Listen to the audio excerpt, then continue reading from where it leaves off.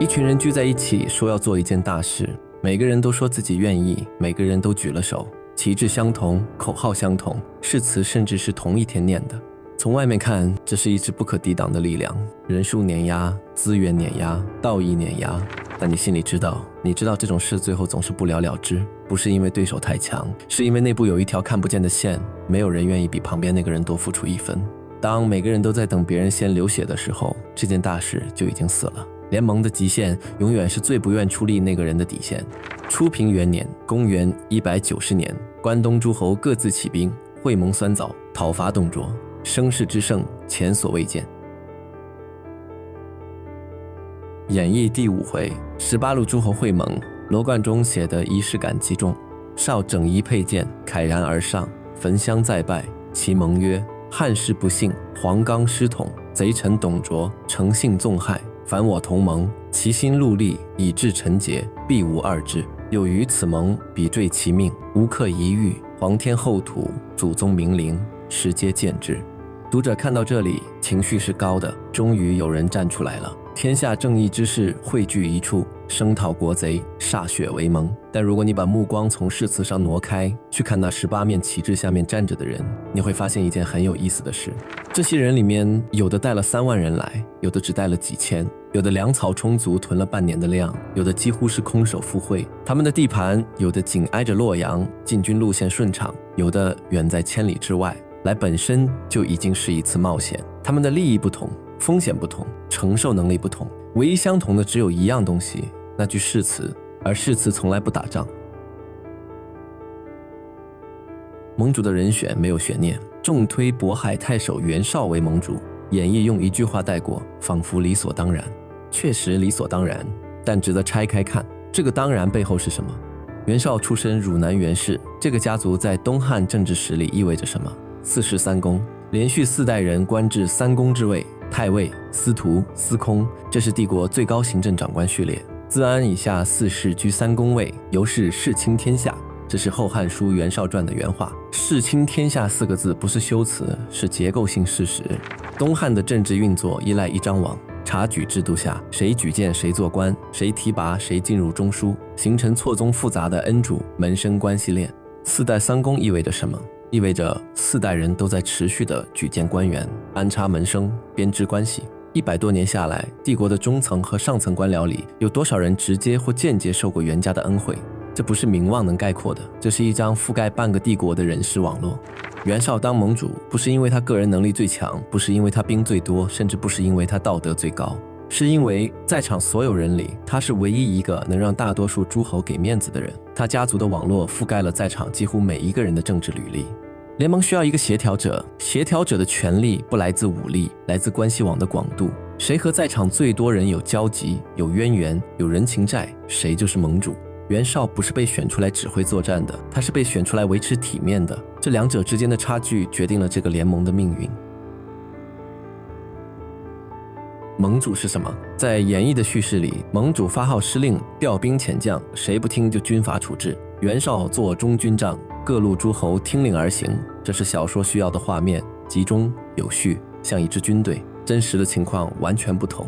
酸枣会盟的本质是一次自愿联合，每路诸侯带着自己的兵，吃着自己的粮，扎着自己的营。袁绍没有任何强制手段能调动任何一家的军队。所谓盟主，更接近一个民意协调人。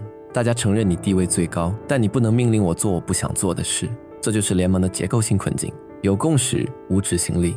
所有人都同意董卓该打，但具体谁先出兵，谁做前锋，谁负责后勤，谁在侧翼牵制，这些问题每一个都涉及实际利益的分配。先出兵的人承担最大风险，如果成了，果实未必归你；如果败了，损失全是你的。理性的选择是什么？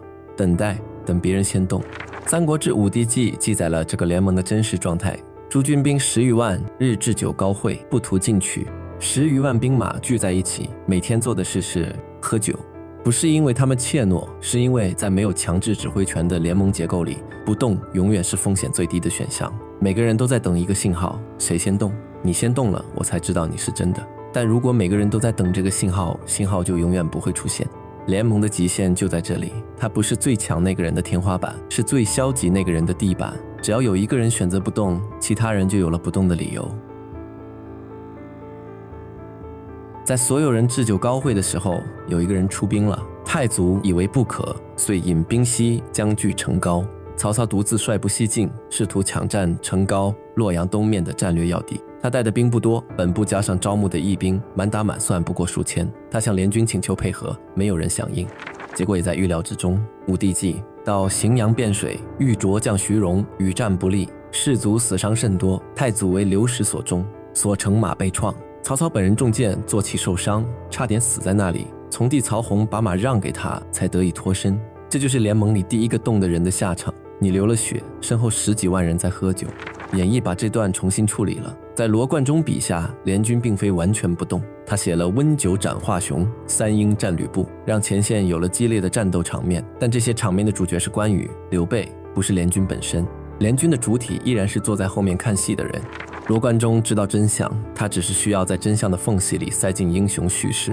联军不动，但有人在动，只不过动的人不是那些诸侯，是刘贯章这种游离在权力结构边缘的人。这个安排本身就是第3层叙事的精密设计，让真正有资源的人暴露为自私的庸碌之辈，让没有资源的人展现英雄气概。权力越大越不作为，地位越低越有担当，这是演义贯穿始终的道德对比法。回到袁绍，他被选为盟主的原因，恰恰是联盟失败的原因。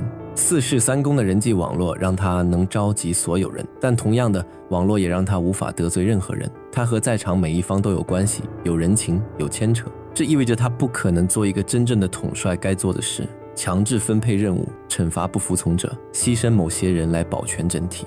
一个靠关系网维系的领导者，很难像真正的统帅那样强行得罪网络中的关键节点。他的权力基础就是那张网，损坏网上的任何一条线，就是在削弱自己的权力基础本身。所以袁绍能做的只有一件事：维持所有人留在联盟里，维持表面上的团结，维持我们还在讨伐董卓这个叙事。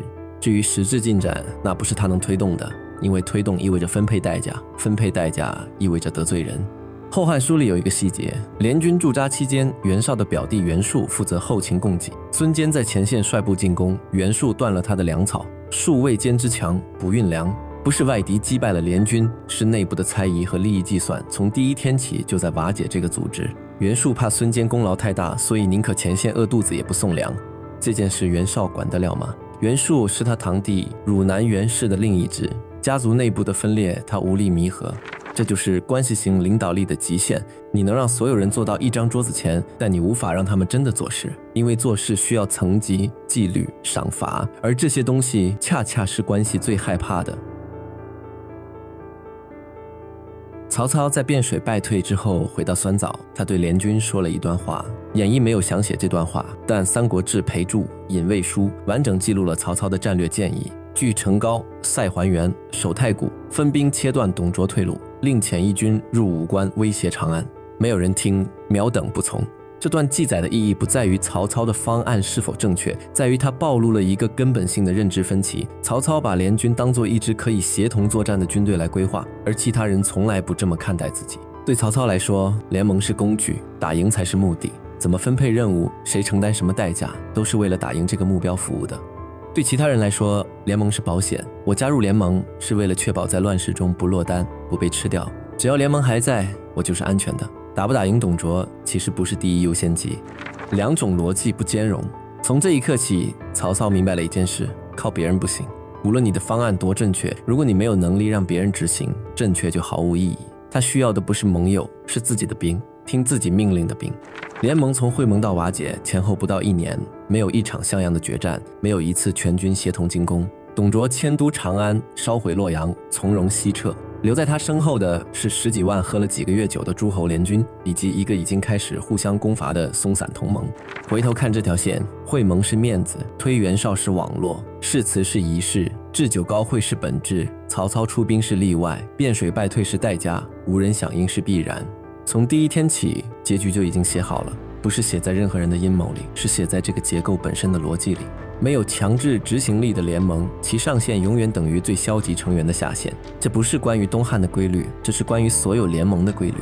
联军散了，董卓走了，洛阳烧成废墟，关东诸侯从共同讨贼的盟友，一夜之间变成了彼此争夺地盘的对手。其中有一个人开始做一件所有人都没想到的事，不抢地盘，抢人。他要抢的那个人此刻正在长安城里饥寒交迫。